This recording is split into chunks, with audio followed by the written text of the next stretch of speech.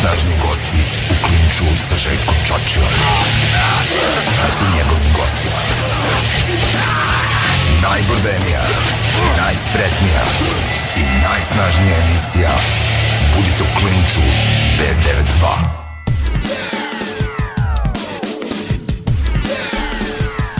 Dobar dan, dobrodošli. Danas je četvrtak, znači dan za emisiju Klinču. Sa mnom su danas ljudi, predstavnici Internacionalne Aikido akademije, Bratislav Stajić, glavni trener, 8. dan, i Dejan Žuža, 5. dan, dakle, takođe majstor ove veštine.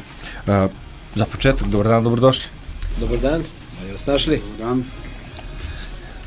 Da krenemo od vas, Bratislave. Znamo da u Srbiji, u stvari u svetu, postoji mnogo aikido organizacija, takva situacija je u Srbiji. Zanimljivo je da ste vi glavni trener ove Internacionalne Aikido akademije i da praktično iznad vas, kao u nekim drugim borilačkim veštinama, postoji, kod vas ne postoji niko, vi ste dakle glava. Da, pa ja sam, da kažem, osnivač organizacije i glavni trener, tako da sve što ide potiče od mene, prvo od mojih prvih saradnika, a onda nakon toga oni prenose na svoje učenike, svoje majstore, pa onda oni na mlađe učenike i na kraju na decu. Mi smo pričali to van programa, ali treba naši slušalci da čuju.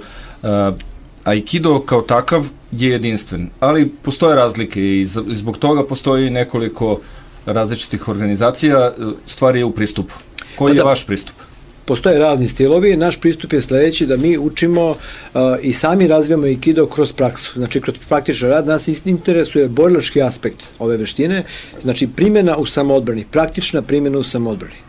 I to je ono što je glavna metoda i iz nje proizlaze neka iskustva i kasnije uvežbavanjem tih poteza koje naučimo kroz tu praksu, usavršamo ih vremenom, a to vreme traje godinama, desetinama godina, pokreti postaju i izgledaju elegantni, ali u stvari su vrlo efikasni. Dejane, evo pitanje za vas. Zanima me, da li vi stvarno imate, pošto znam da recimo nekih udaraca u aikidu nema, kako uvežbavate realne situacije? Pa, realne situacije pre svega se uvežbavaju sa starijim članovima, znači nipošto sa decom, jer mogu biti veoma opasne. Realne situacije se uvežbavaju kroz više neki slobodan rad. Znači, da bi se mogla uvežbavati realna situacija, potrebna je najpre dobra baza, dobra osnova, a to podrazumeva dugogodišnji trening, da bi naravno izbegli povrede u tom slučaju. U aikido uopšte je filozofija da jedan se brani, a drugi napada, znači pre svega radi onaj koji se brani, pošto je aikido samoodbrambena borilačka veština. Tako da ako bi vežbali neku realnu situaciju, uličnu situaciju, napadač bi morao da se ponaša malo slobodnije, samim tim da bude malo i, da kažemo ovako, stručniji u smislu napada, što u našem sistemu vežbanja nije uvek česta pojava. Tako da moramo da uvežbavamo samim tim i napad, a ponekad i udarce. Ali opet ne smemo da odemo u drugu krajnost pa da to postane jedna agresivna varijanta. Znači, mi smo pre svega samo odbrana. Ali aikido udarci ne postoje, je li tako? Postoje takozvane atemi vaze, Dobro. To su šokirajući, odnosno zbunjujući udarci koji služe da u prvom momentu zbune protivnika, da ga na neki način onesposobe, da bismo posle primjenom aikido principa poluga, bacanja, izbacivanja iz ravnoteže onesposobili partnera, odnosno da kažem protivnika, izbegavamo tu reč na treningu protivnika i na kraju konačno opet u završnoj nekoj kontroli opet može se primeniti udarac. Braco, ajmo da krenemo od početka aikido, pa da dođemo onda do Internacionalne Aikido akademije koju vi vodite. Kako je nastala, zbog čega je nastala? Pa nastala je, ova borilačka veština nastala u Japanu. Zasnivača se zna da je Morihio Shiba, koji je bio veliki majstor borilačkih veština, više borilačkih veština i najviše znanja pokupio iz veštine koje se zove Aikijitsu. I tako je i svoju veštinu zvao dugo vremena, do nekog perioda, do Drugog svetskog rata. Nakon toga, zbog rata, izgubljenog rata sa saveznicima, u Japanu je nastala, znači, ta neka, kako bih rekao, neki trend koji je poveo Jigoro Kano, osnivač judoa, da se veštinama daje umjesto jitsu, što znači ratničke veštine, da im se doda sufiks do, kao put, kao filozofija, kao učenje, i onda tako nastaju karate do, judo, pa i aikido. Pa i tekvondo, iako nije, da, pa i tekvondo, iako nije japanska veština. Inače tekvondo se isto piše kao aikido, samo se tako izgovara na korejskom jeziku. Zanimljivo. Mislim, tim njihovim slovima. I kako ste došli do vaše internacionalne akademije? Dakle, koji je vaš do bio?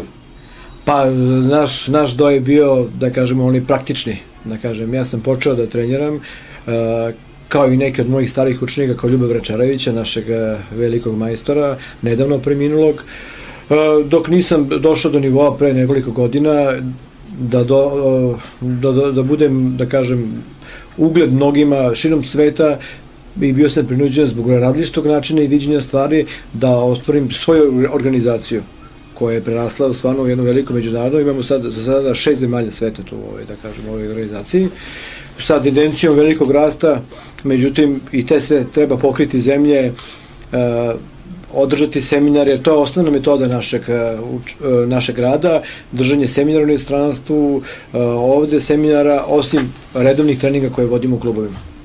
Da, ono što je zanimljivo, vi ste meni rekli aikido nije japanska borilačka veština za vas, već je japanska veština nastala u Japanu, izvinjam se, borilačka veština nastala u Japanu, i samim tim ste se, da tako kažem, na neki način ogradili od japanske tradicije koju svakako primenjujete, ali primenjujete i neki naš duhovni put. Pa da, osnovna stvar je, pošto se, da kažem, kad sam počeo da treniram aikido, informacije bilo vrlo malo o tome kako se zaista radi te neke tehnike. Svi ti Japanci koji su dolazili ovde, kod kojih smo išli na seminare, bili su vrlo škrti u pokazivanju i objašnjavanju. Da ne kažem, ja sam bio mnogo sitniji od drugih sa kojima sam vežbao i bio sam prinuđen da sam pronalazim načine i metode kako se te tehnike rade, principe, i to se zadržalo i do današnjih dana. Ja se i danas na taj način bavim, ali nisam ja jedini. Mnogi u svetu na taj način uče sami. Tako da u principu i nema više potrebe. To je ono što je da budemo vezani za Japan i za njihovo učenje, jer ono što smo primili, tu neku osnovnu informaciju, dalje razvijamo sami, samostalno, kao jedan samostalni centar za razvoj aikido. Ne možemo da kažemo to neka druga borilačka veština, zato što to jeste aikido, ali ipak ima neke svoje osobenosti, znači prilagođen našem podneblju, modernom vremenu, ima čitav niz, da kažemo, tih stvari. Dejane, pre neki dan je bio jedan vrlo zanimljiv seminar u organizaciji vaše Aikido akademije, pa možemo i koju reč o tom. Pa jeste, ovo što je majstor Braca spomenuo, dakle, naša organizacija je rasprostranjena uglavnom na istoku, u nekoliko zemalja, i pošto je njima izvor znanja teško dostupan, odnosno jedino kada oni dođu ovde ili kada mi odemo kod njih, oni se organizuju jednom godišnje da dođu i da intenzivno uče. Taj boravak njihov u Beogradu traje nekoliko dana, podrazumeva intenzivne treninge po 4-5 sati dnevno sa jednom malom pauzom između, i oni su tada u prilici da dobiju jako puno informacija koje mogu posle neki naredni period da koriste u svojim klubovima i da dalje razvijaju našu, da kažem, veštinu. Njihov boravak ovde je bio zapažen, bilo je 25 vrhunskih majstora iz Rusije, Kazahstana, Uzbekistana, i Slovenije, i Makedonije, tako da su oni sa nama razmenjivali iskustva, učili, i kao završni čin celog tog događaja je bila i manifestacija povodom 35 godina Aikidoa Bratislava Stajića. Aikido je veoma rasprostranjena borilačka veština po svetu, ali je vrlo popularna i u Srbiji, ima mnogo dece. Ono što mene zanima, koliko se dece zadrži, recimo ako krenu od 6, pa kreće se verovatno i ranije, od 5-6 godina, koliko oni se zadrže, koliko ostaju u veštini? Ostaje ih ne mnogo, mogu da kažem, svi ostaju maltene do doba tinejdžerstva, 12-13 godina. To je jedan veliki, inače, prelovni period u životu svakog od nas je bio, pa i u životu dece, kad se mnoge stvari menjaju, i tu je jedna od naših najtežih borbi kako dalje motivisati, jer se menjaju se motivi, menjaju se ciljevi i tako dalje. Znači, ta deca koja su trenirala od 5 godina, oni se zadrže sigurno do 12. godine, 13. a onda ih se jedan manji broj zadržava i dalje. Naravno, to je jedna stvar koju pokušamo da prevaziđemo, ali to nije samo kod nas, to je u svim drugim oblastima, da kažem. Zato i pitam, Dejane, vi radite sa decom, kako radite sa decom? Pa, vrlo lepo. Naravno, za rad sa decom je potreban i talenat, i smisao, jedan poseban pristup, strpljenje, ljubav pre svega. i onda sve ide kako treba. Deci se treba postaviti kao autoritet, ali s druge strane deca moraju da vas prihvate, odnosno da vas zavole. Jedno bez drugog zaista ne ide. Metodologija rada sa decom je potpuno drugačija. Deci je najveći, da kažem, problem, ako mogu tako se izrazim, zadržati pažnju. Aikido je izuzetno kompleksna borilačka veština i Aikido kao takav, kada bi se prezentovao deci, bi bio jako teško, da kažem, prijemčiv. Ima preko 5000 tehnika u Aikido. Pre svega u radu sa decom se izbacuju elementi oružja, znači to apsolutno ne dolazi u obzir, pre svega zbog povrede i neozbiljnosti, jel tako, gde deca ne bi mogla da razlikuju jedno od drugog, i mora im se pristupiti tako da sam element treninga sadrži elemente igre, gimnastike, pa na kraju malo i neka vrsta takmičenja, ali opet sve to kroz aikido vežbe. Znači, daleko od toga da se igramo sa loptom 45 minuta, ali mora postojati, trening treba biti tako koncipiran da se sastoji iz razonodnog dela, ako smo im tako da se izrazim. Ono što ste mi rekli pre emisije, mi se mnogo dopalo, to je da deca ne mogu u toj nekoj pubertetskoj, na početku puberteta, 10-12 godina, da imaju majstorska zvanja. Kada mogu da okače crni pojas?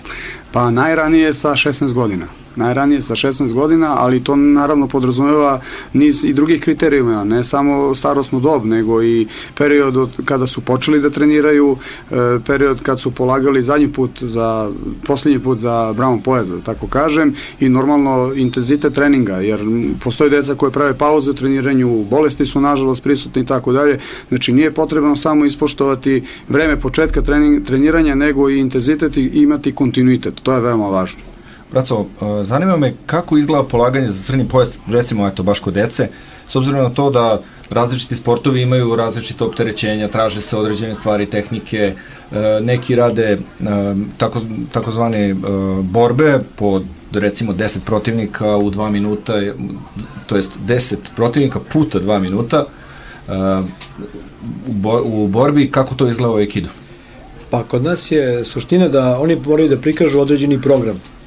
Taj program je unapred propisan i tačno se zna koje tehnike i koje vežbe i kombinacije tehnika moraju da prikažu. Da bi se to pravilno ocenilo, mora da postoji komisija koja je kvalifikovana, znači ne može bilo ko da drži polaganje, nego samo majstori sa visokim zvanjima, i onda na osnovu toga što prikažu kandidati koji polažu za pojaseve, mi ocenjujemo i dajemo prolaz da li su položili ili nisu položili. Na početku sam rekao da ste vi nosilac 8. dana, to je vrlo, vrlo visoko zvanje. Koji je limit? Dakle, koja je krajnja distanca? Pa ovde sad ja sam u nekoj specifičnoj situaciji, zato što sam ja, da kažemo, prvi u mojoj organizaciji, da kažem, malo sam se pogrešno izrazio, u našoj organizaciji sam prvi, ali ja sam je osnova i onda sad meni nema ko da da pojas osim ovih mojih učenika koji imaju niži pojas. I prosto ja i ne znam šta ću dalje raditi u tom smislu, vrše pritisak na mene iz inostranstva i moji učenici da se sakupe svi najveći danovi koji su u mojoj organizaciji i da meni dodele neko veće zvanje, jer inače su u borilačkim veštinama praksa da se do 6. dana polaže, a onda se kasnije dodeljuju zvanja prema zaslugama i tako dalje. Dobro, a koji bi to bio vrh za vas? Pa negde postoji purpurni pojas. Ako bi zadržali gradaciju koja postoji od ove veštine aikido koje nastavlja u Japanu, znači to je 10. dan, to je najveći stepen.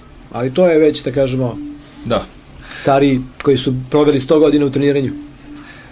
Dejane, kako ide gradacija? Da li je ista kao u karate u judu ili je malo drugačija po bojama pojasa? Pa slična je. Znači, naravno, ja volim da kažem deci, danas kad ste došli na prvi trening, vi već ste osvojili jedan pojas. Oni kako, pa neka dođu trenerci, neka dođu ovako bez kimona. Pa lepo, vi ste početnici i vi imate početni pojas, beli pojas. Za razliku od onog koji ne trenira, vi imate početnički pojas. Dakle, idu beli, žuti, narandžasti, zeleni i plavi za decu, a za odrasle isto tako i onda naravno crni pojas prvi dan. I kako idu, ja sam video da u mnogim sportovima postoji taj marketinški deo, da se pojasevi daju samo da bi se uzeo novac. Na svakih 6 meseci polaganja, čak i manje, a praktično za to vreme ne mogu se savladati potrebne tehnike. Kako to ide kod vas? Da. Mi smo, kao što sam već napomenuo na početku emisije, program prilagodili deci i postoji jasno definisan period koji je potreban da prođe treniranja, minimalan period od polaganja za prethodni pojas. Recimo, da bi se moglo polagati za žuti pojas potrebno da prođe 4 meseca ili 40 treninga. Jedno je s drugim povezano. Dakle, kao što sam rekao, dete može dolaziti 2 meseca, onda ga nema 2 meseca na treningu i on kaže, pa ja sam se upisao pre 4 meseca, ja bih da polažem. Ne. Svaki trener kod nas vodi evidenciju prisutnosti članstva i ima jasnu, da kažem, egzaktan pokazatelj koliko deca dolaze na treninge. Tako da 40 treninga je minimalni prag da bi moglo da se polaže za prvi pojas. To je takozvani 10. Q žuti pojas. Zatim, za sledeći pojas, to je takođe 40 treninga od polaganja za žuti pojas, znači još 40 treninga za narandžasti, pa onda kako vreme prolazi, tako se povećava broj treninga, odnosno broj meseci. Naravno, tu treba izuzeti letnji period, kada uglavnom klubovi ne rade, novogodišnji period, onda bolesti i tako dalje, tako da u početku samo za 2 prva pojasa u idealnom slučaju se može osvojiti za godinu dana. Već naredni pojase idu jednom godišnje, ako ne i ređe. Ja moram da priznam odmah da ima malo i neznanja kod mene. Dakle, nikada nisam prisustvovao jednom kompletnom aikido treningu. Ono što sam uspeo da vidim, to su vežbe tehnike, ali zanima me aerobni deo, zanima me vežbe snage, da li radite na tome? Pa svaki naš trening počinje zagrevanjem.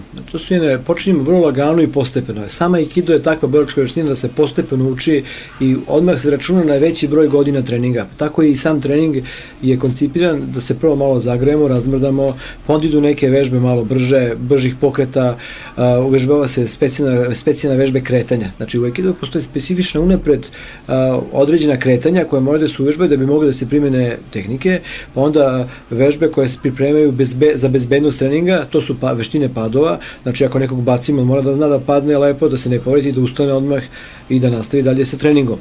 I tek onda, u drugom delu treninga, prelazimo na uvežbavanje tehnika, različitim metodama, kao što ste i čuli sa decom kad se radi više to kroz igru, sa odraslima malo drugačije, ozbiljnije, sa promenama dinamike i tako dalje, a na kraju, mi imamo običaj da na kraju dajemo neke vežbe snage, čisto da malo da podignemo tonus jer smatramo iz dugogodišnjeg iskustva da je ipak bolje da organizam bude odmoran za vreme treninga, ali i dobro pripremljen, a da ne bude premoren nekim vežbama snage da bi mogao adekvatno da reaguje. Su poluge koje radimo vrlo opasne, iako su tako opasne poluge i ta uvrtanja ruku i vrata i šta znam ostalih nogu i tako dalje, kod nas je vrlo mali broj povreda, upravo zbog takvog pažljivog i vrlo određenog načina treniranja. Danas sam se čuo sa Dejanom kada smo dogovarali emisiju i on mi je pominjao vaš rad i po nekim, ako se ne varam, ruskim manastirima na granici sa Ukrajinom. Sa granici sa Ukrajinom, da. Pa me zanima i taj deo vašeg rada. Upravo za 10 dana idemo zajedno, Dejan i ja, na seminar u Belgorod, to je na granici sa Ukrajinom. Interesantno je da klub u tom gradu ima podršku Ruske pravoslavne crkve. To je vrlo interesantno. To inače, ta mitropolija tamo je, kako se to kaže, zadužena za širenje pravoslavlja širom sveta, znači upravo je tu centar i tu je neki fakultet njihov za te stvari i interesantno je da spremaju neke sveštenike da pošaljaju u Japan i onda su njih angažovali da i sveštenici treniraju aikido da bi se bolje pripremili. Osim što uče japanski jezik, oni uče malo i aikido i druge borilačke veštine koje su nastale u Japanu. To je vrlo zanimljivo. Ima jedno pitanje, rekli ste da je da vi vežbate realne situacije. Ovo nije realni aikido, ali su situacije realne. Zanima me, kako radite odbrane od udaraca nogama kada vi to nemate ili imate? Pa u školskom programu, u školskom sistemu rada koji obuhvata nekih 270 tehnika, postoji za recimo plavi i brown pojas konkretne tehnike koje se tako i zovu. Odbrana od udarca nogom sa strane u glavu, mavašija konkretno, ili maigerija. Ali zanima me, u ovom slučaju me zanima baš low kick. Low kick. Da. Low kick ne spada u takozvani školski napad u našem sistemu vežbanja, jer smatramo da svi udarci nogama niže od kukova nisu suštinski opasni. Mi imamo takozvana kretanja koje ste čuli, koja su izuzetno brza i efikasna, i s druge strane osnovna stvar u aikidovu jeste stav, odnosno distanca. Tako da kod nas takozvani bliski kontakt, ako se dogodi, smatra se da smo mi već pobedili.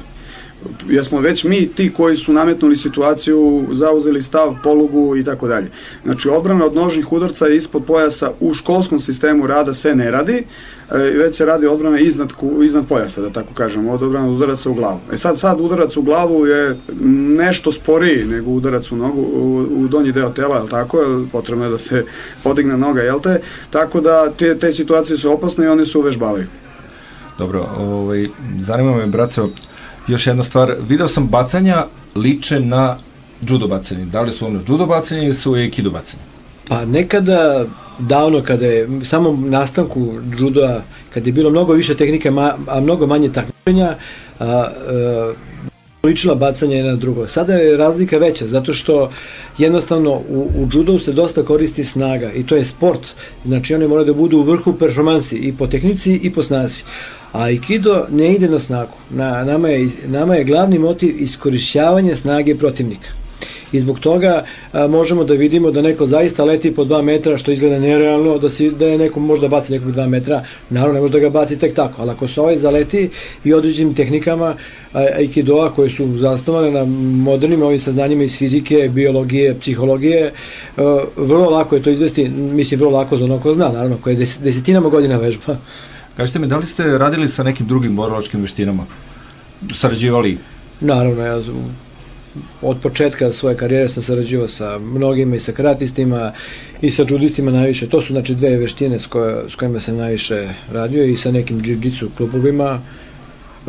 Hoću da kažem da se nadovežem na ovo pitanje malo pre, što ste poslije idejno za low kick i tako dalje, mi smo te stvari radili u smislu kurseva, znači mi smo pozivali recimo trenere iz karatea i organizovali smo seminar da nas oni nauče udarcima, da mi malo vežbamo na njihov način, da bi mogli da pravilno napadamo, da ne bude to bez veze.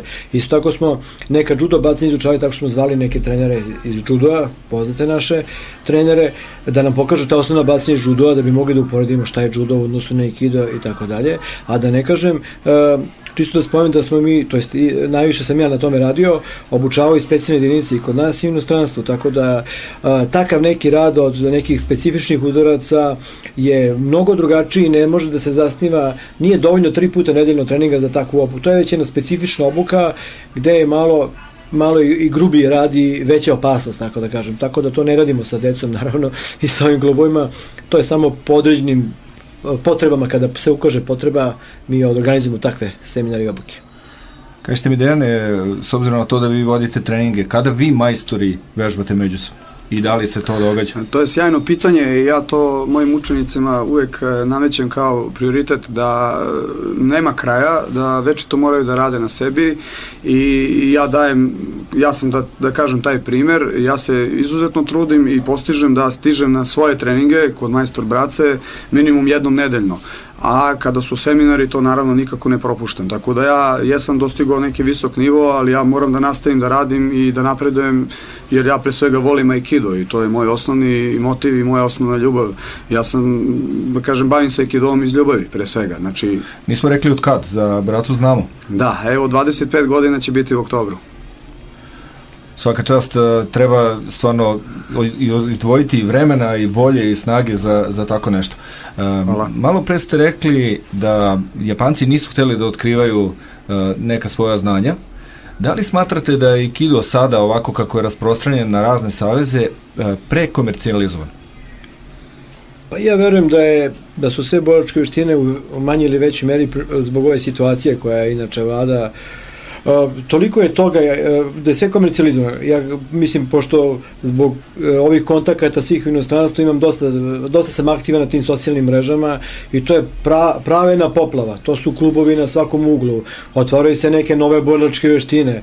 Prosto takva poplava informacija da jednostavno su sve borilačke veštine manje više komercijalizovane. Tako da je vrlo mali broj ljudi opstaje i pokušava, evo i mi pokušamo da se ne komercijalizujemo, međutim neki deo komercijalnosti mora da postoje da se mi izdržavamo iz sopstvenih sredstava, znači od članarina koje plaćaju naši učenici, nemamo nikakvih donacija, ali u tom nekom kontekstu i pokušavamo da zadržimo kvalitet. I to je naš, da kažemo, razlika u odnosu na mnoge druge. Hvala vam na gostovanju danas. Moji gosti su bili Bratislav Stajić, prvi trener, možemo tako da kažemo, i Dejan Žuža, njegov pomoćnik. Zahvaljujem. Moje ime je Željko Čačija, pratite i dalje emisiju u Klinču. Prijetno.